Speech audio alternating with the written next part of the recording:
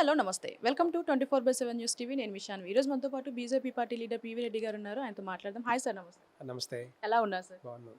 Yes sir. రీసెంట్‌గా గుజరాత్‌లో భాగంగా మన రాహుల్ గాంధీ గారు మాట్లాడుతూ కాంగ్రెస్ పార్టీలో చాలా మంది బీజేపీ నాయకులు ఉన్నారు. వాళ్ళు కోవట్లుగా పనిచేస్తున్నారు. అందుకే పార్టీ చెడింది అంటూ వాళ్ళని ఏరిపారేస్తా అన్నారు. అంటే తెలంగాణలో కూడా కాంగ్రెస్ పార్టీలో బీజేపీ వాళ్ళు ఉన్నారు అని అంటూ కూడా అనుమానం వ్యక్తం చేశారు. మీరేం చెప్తారు దానికి? రాహుల్ గాంధీ ఇప్పుడు భారతదేశంలో ఏ ఎన్నికలు జరిగినా కూడా కాంగ్రెస్ పార్టీ ఓడిపోతుందని చెప్పి ఇండైరెక్ట్‌గా చెప్తున్నారు. ఓకే. అంతే కదా! ఇప్పుడు రాహుల్ గాంధీ ఏం చెప్తాడు? బీజేపీలో కాంగ్రెస్ వాళ్ళు పనిచేస్తా ఉన్నారు. కాంగ్రెస్ సపోర్ట్ చేస్తా ఉందని చెప్పి చెప్తా ఉన్నారు. కాంగ్రెస్ కార్యకర్తలు పనిచేస్తూ ఉన్నారు. సో, డెఫినెట్‌గా మరి ఆళ్ళందరూ కూడా అంటే మీ కంట్రోల్ లేకనే కదా! మీ చేతగాకనే కదా!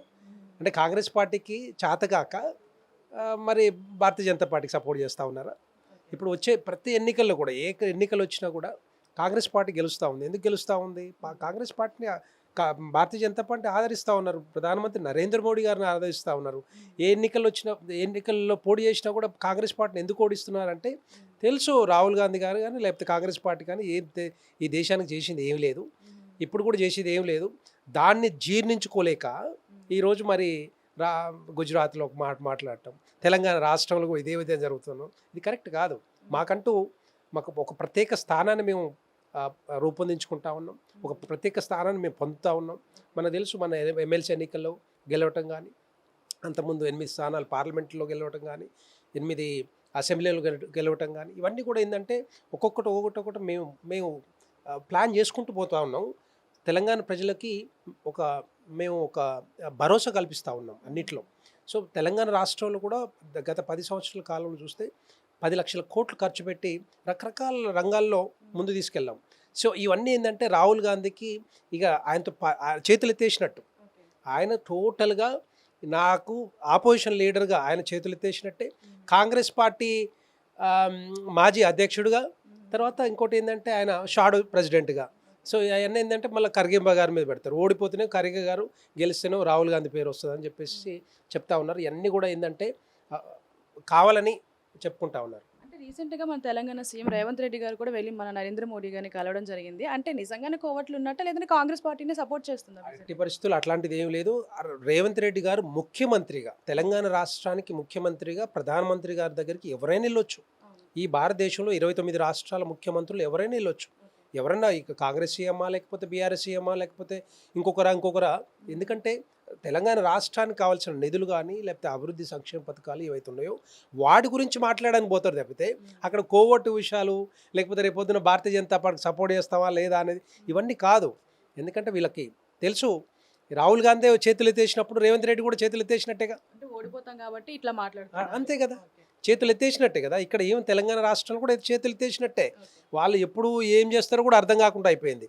ఈ తెలంగాణ రాష్ట్రంలో కాంగ్రెస్ పార్టీ మరి ఎమ్మెల్యేలు ఉంటారా లేదా, ఇంకొక పార్టీలోకి పోతారా, రేపొద్దున దాన్ని డిజాల్వ్ చేస్తారా, ఎంత కూడా ఏంటంటే రాహుల్ గాంధీ అక్కడి నుంచి చెప్తున్నాడు. అంటే తెలంగాణ రాష్ట్రంలో కూడా మా పని అయిపోయింది, సో మా చేత కావట్లేదు, మేము ఎట్లా గెలవము. అయితే చూసాం కదా మన 3 ఎమ్మెల్సీ స్థానాల్లో కూడా పోటీ చేయడం కూడా. వాళ్ళు ఎక్కడ పోటీ చేశారు, ఎక్కడున్నారు అసలు, వాళ్ళు ఎట్లా ఉండాలి అసలు. అంటే అధికారంలో ఉన్నప్పుడు 3 స్థానాలు గెలుచుకునే సత్తా వాళ్ళకు ఉంటుంది, కానీ అది భారతీయ జనతా పార్టీ గెలుచుకుంటా ఉంది. అంటే వాళ్ళు మొత్తం టోటల్గా కాంగ్రెస్ పార్టీ విశ్వసనీయత మొత్తం కూడా కోల్పోయింది తెలంగాణ రాష్ట్రంలో, తెలంగాణ ప్రజలతో.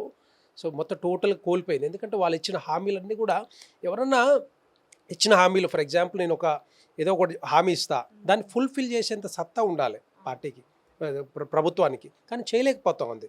మీరు చూస్తున్నారు కదా ఢిల్లీలో భారతీయ జనతా పార్టీ కొన్ని హామీలు ఇచ్చింది. నిన్నంటే మన్నానే అనుకుంటా 2 days 2,500 రూపాయలు మహిళలకు ఇస్తా అన్నది ఇంప్లిమెంట్ చేస్తున్నారు, స్టార్ట్ చేసిరు అక్కడ. అది భారతీయ జనతా పార్టీ సత్తా. అంటే మాత్రం డెఫినెట్గా చేస్తాం.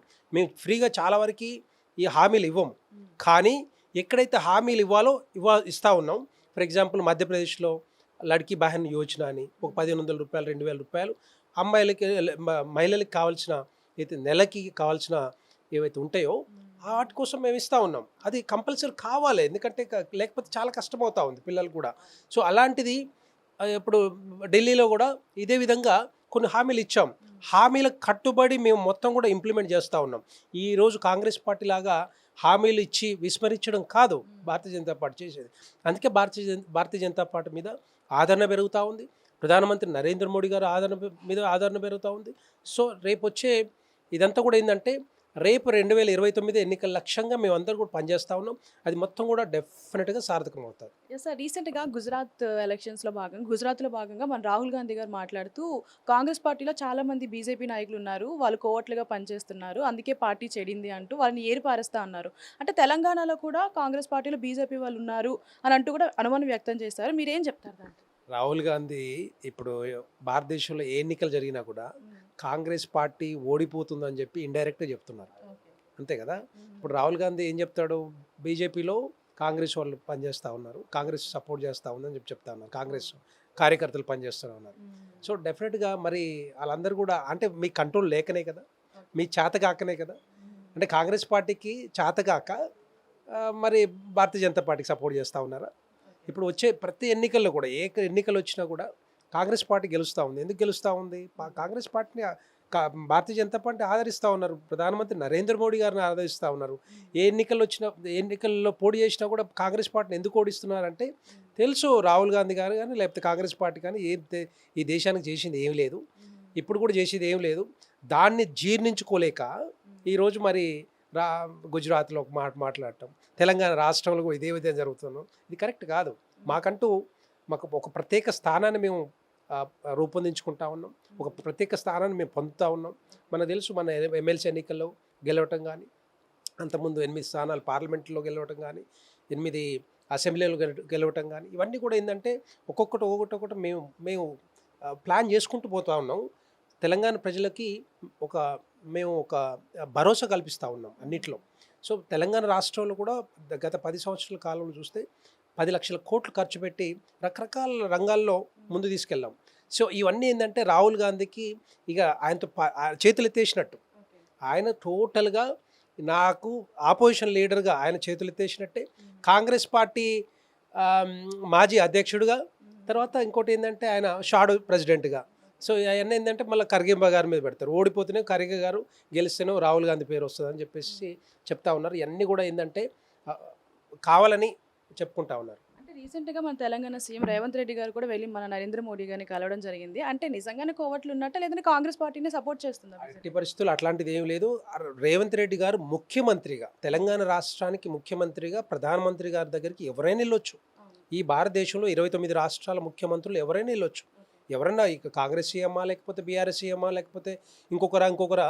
ఎందుకంటే తెలంగాణ రాష్ట్రానికి కావాల్సిన నిధులు కానీ లేకపోతే అభివృద్ధి సంక్షేమ పథకాలు ఏవైతే ఉన్నాయో వాటి గురించి మాట్లాడడానికి పోతారు తప్పితే అక్కడ కోవట్టు విషయాలు, లేకపోతే రేపొద్దున భారతీయ జనతా పార్టీకి సపోర్ట్ చేస్తావా లేదా అనేది ఇవన్నీ కాదు.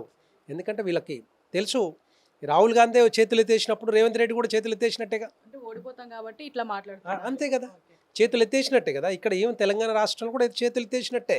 వాళ్ళు ఎప్పుడు ఏం చేస్తారో కూడా అర్థం కాకుండా అయిపోయింది. ఈ తెలంగాణ రాష్ట్రంలో కాంగ్రెస్ పార్టీ మరి ఎమ్మెల్యేలు ఉంటారా లేదా, ఇంకొక పార్టీలోకి పోతారా, రేపొద్దున దాన్ని డిజాల్వ్ చేస్తారా, ఎంత కూడా ఏంటంటే రాహుల్ గాంధీ అక్కడి నుంచి చెప్తున్నాడు. అంటే తెలంగాణ రాష్ట్రంలో కూడా మా పని అయిపోయింది, సో మా చేత కావట్లేదు, మేము ఎట్లా గెలవము. అయితే చూసాం కదా మన 3 ఎమ్మెల్సీ స్థానాల్లో కూడా పోటీ చేయడం కూడా. వాళ్ళు ఎక్కడ పోటీ చేశారు, ఎక్కడున్నారు అసలు, వాళ్ళు ఎట్లా ఉండాలి అసలు. అంటే అధికారంలో ఉన్నప్పుడు 3 స్థానాలు గెలుచుకునే సత్తా వాళ్ళకు ఉంటుంది, కానీ అది భారతీయ జనతా పార్టీ గెలుచుకుంటా ఉంది. అంటే వాళ్ళు మొత్తం టోటల్గా కాంగ్రెస్ పార్టీ విశ్వసనీయత మొత్తం కూడా కోల్పోయింది తెలంగాణ రాష్ట్రంలో, తెలంగాణ ప్రజలతో. సో మొత్తం టోటల్గా కోల్పోయింది. ఎందుకంటే వాళ్ళు ఇచ్చిన హామీలన్నీ కూడా ఎవరన్నా ఇచ్చిన హామీలు, ఫర్ ఎగ్జాంపుల్ నేను ఏదో ఒకటి హామీ ఇస్తా, దాన్ని ఫుల్ఫిల్ చేసేంత సత్తా ఉండాలి పార్టీకి, ప్రభుత్వానికి, కానీ చేయలేకపోతా ఉంది. మీరు చూస్తున్నారు కదా ఢిల్లీలో భారతీయ జనతా పార్టీ కొన్ని హామీలు ఇచ్చింది. నిన్నంటే మన్నానే అనుకుంటా 2 days 2500 రూపాయలు మహిళలకు ఇస్తా అన్నది ఇంప్లిమెంట్ చేస్తున్నారు, స్టార్ట్ చేసిరు అక్కడ. అది భారతీయ జనతా పార్టీ సత్తా. అంటే మాత్రం డెఫినెట్గా చేస్తాం. మేము ఫ్రీగా చాలా వరకు ఈ హామీలు ఇవ్వము, కానీ ఎక్కడైతే హామీలు ఇవ్వాలో ఇస్తూ ఉన్నాం. ఫర్ ఎగ్జాంపుల్ మధ్యప్రదేశ్లో లడ్కీ బహన్ యోజన అని ఒక 1500 రూపాయలు, 2000 రూపాయలు మహిళలకు కావాల్సిన అయితే నెలకి కావాల్సిన ఏవైతే ఉంటాయో వాటి కోసం మేము ఇస్తూ ఉన్నాం. అది కంపల్సరీ కావాలి, ఎందుకంటే లేకపోతే చాలా కష్టమవుతా ఉంది పిల్లలు కూడా. సో అలాంటిది ఇప్పుడు ఢిల్లీలో కూడా ఇదే విధంగా కొన్ని హామీలు ఇచ్చాం. హామీలకు కట్టుబడి మేము మొత్తం కూడా ఇంప్లిమెంట్ చేస్తూ ఉన్నాం. ఈరోజు కాంగ్రెస్ పార్టీ లాగా హామీలు ఇచ్చి విస్మరించడం కాదు భారతీయ జనతా పార్టీ చేసేది. అందుకే భారతీయ జనతా పార్టీ మీద ఆదరణ పెరుగుతూ ఉంది. ప్రధానమంత్రి నరేంద్ర మోడీ గారు ఆదరణ పెరుగుతూ ఉంది. సో రేపు వచ్చే ఇదంతా కూడా ఏంటంటే రేపు 2029 ఎన్నికల లక్ష్యంగా మేమందరూ కూడా పనిచేస్తూ ఉన్నాం. అది మొత్తం కూడా డెఫినెట్గా సార్థకం అవుతుంది. Thank you sir.